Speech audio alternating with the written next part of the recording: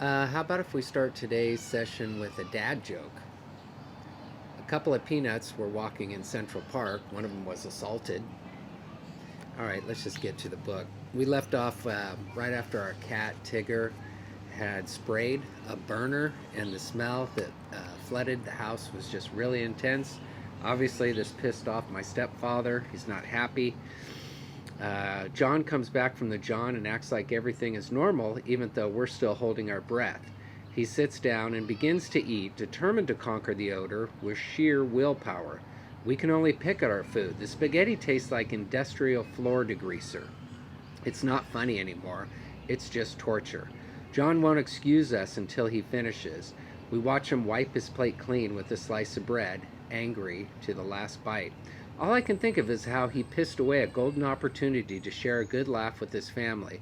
If John can't see the humor in the stench of burning urine, he'll never be one of us. Speaking of the cat, Tigger begins coming home with gradually bigger and worse cuts and gashes. He's getting his ass kicked. Every time he has to go to the vet, John has a fit because it costs a fucking fortune. But to our surprise, John is also the one who cleans the cat's wounds with hydrogen peroxide and gently coaxes pills down his throat. Tigger has to stay indoors for a while he heals, causing my allergies to explode to a whole new level. When the mental relaxation exercises continue to fail, Mom sets up a vapor tent in my bedroom comprised of a humidifier, an umbrella, 3 damp towels, and a 55-gallon drum of Vicks Vapor Rub. She creates a mini biosphere complete with its own noxious atmosphere. During an acute asthma attack, I hear my mother and John reviewing strategies. They're considering taking me to the hospital, but they're waiting to see how close to death I can get before making a final decision. The phlegm in my lungs makes every breath sound as if I'm possessed by the devil. I'm weak, lightheaded, sore, and dizzy when my little brother Alex walks into the room. Is it easier to breathe with the humiliator? He asks. It's called a humidifier, dork, I'm barely able to say. Well, when you die, I call dibs on your stuff. He's dead serious and exits the room. Things are okay with the cat for a while, but then Tigger goes out one night and is gone all night. He comes back the next morning ready to die. Tigger is a heart-wrenching mess. His ears are tattered. There's dried blood on his fur. Puncture wounds in his belly. He's lost a lot of blood. It was probably a dog that got to him. He's barely able to limp home, weak and defeated. It's one of the saddest things I ever saw.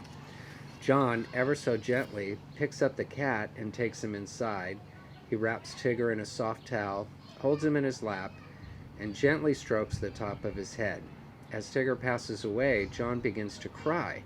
None of us have ever seen our stepfather cry before. One by one, we join in. Even though he was an outdoor cat by choice, I feel responsible for his fate and cry a river of tears. John drowned Tigger's family. Now the same heartless man is weeping over the one cat he randomly let live. None of us knew how much John cared for the cat until he died. I wonder if John has feelings for us too and doesn't show them. Doubtful. But you never know. That's the thing with John. There's no way to tell who he really was. For a man who knows so much, he reveals very little. That's the conclusion of Chapter 8. I'm going to start Chapter 9. We'll just get through the first couple paragraphs here. On my way to Dr. Robin's office, I collect my thoughts about our prior sessions.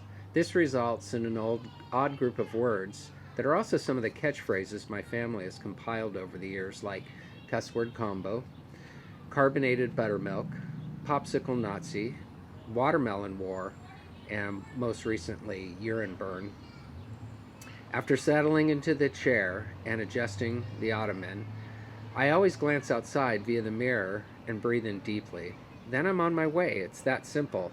I'm getting good at this. I've also had a few months' practice. I simply close my eyes, and the good doctor's office disappears.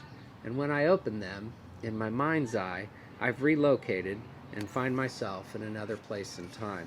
So we're about to jump into more memories from about 1970 when we lived in the Sacramento suburb of Fair Oaks, California.